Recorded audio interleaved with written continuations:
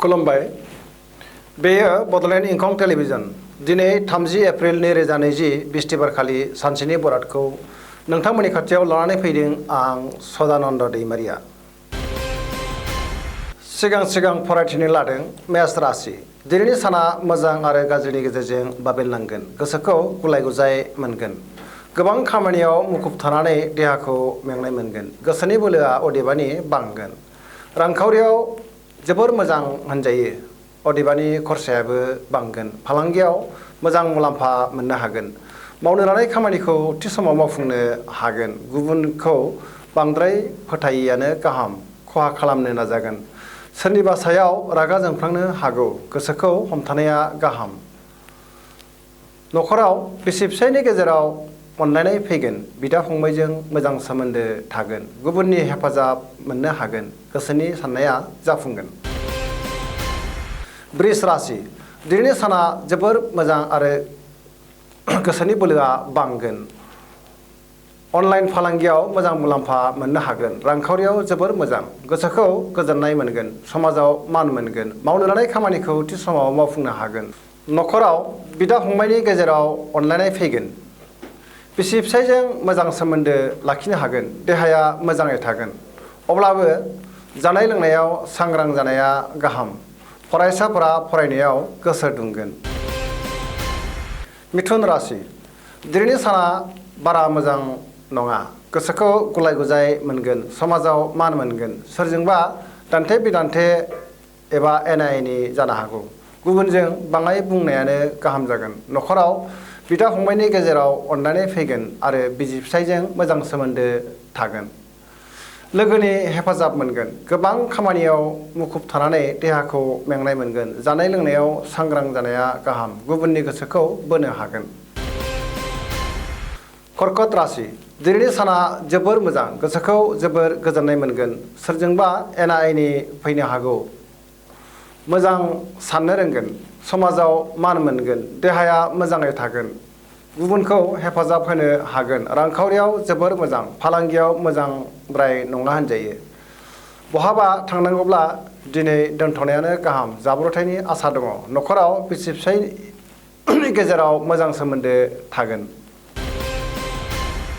सिंह राशि दिनैनि साना बारा मोजां नङा गोसोखौ गुलाय-गुजाय मोनगोन गोबां खामानियाव मुखुब थानानै देहाखौ मेंनाय मोनगोन रांखावरियाव जोबोर मोजां नाथाय खरसायाबो बांगोन मावनो लानाय खामानिखौ मावफुंनो हागोन सोरजोंबा एना-एनि फैनो हागौ गोसोखौ हमथानाया गाहाम जागोन नखराव गिलिर बिबान रुजुननांगोन समाजाव मान मोनगोन सेंग्रा-सिख्लाफोरा मोजां खौरां मोनगोन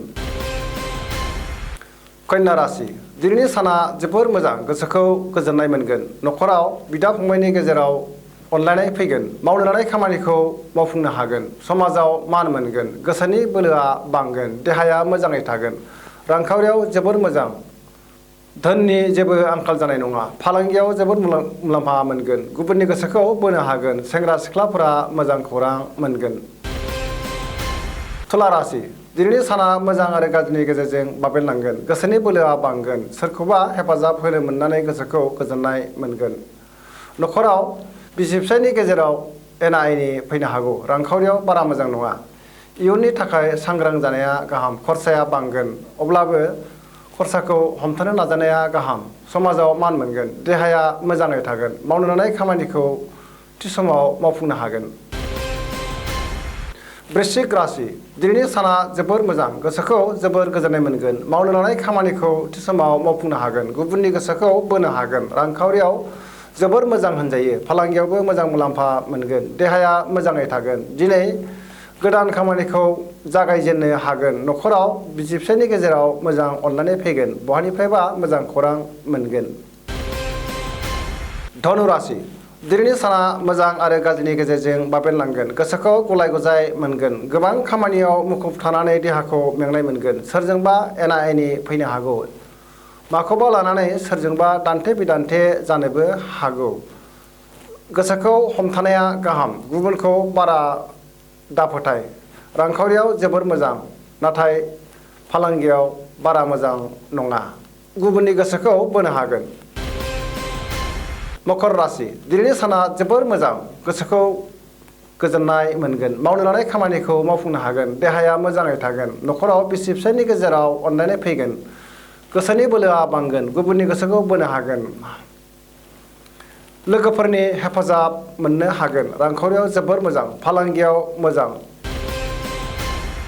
कुम्भ राशि दिनैनि साना मोजां आरो गाज्रिनि गेजेरजों बाबेनलांगोन। गोसोखौ गुलाय गुजाय मोनगोन। गोसोनि बोलोआ बांगोन। गुबुननि थाखाय बारा रिस्क लायैयानो गाहाम। गोबां खामानियाव मुखुब थानानै देहाखौ मेंनाय मोनगोन। न'खराव बिदा फंबायनि गेजेराव अनलायनाय फैगोन।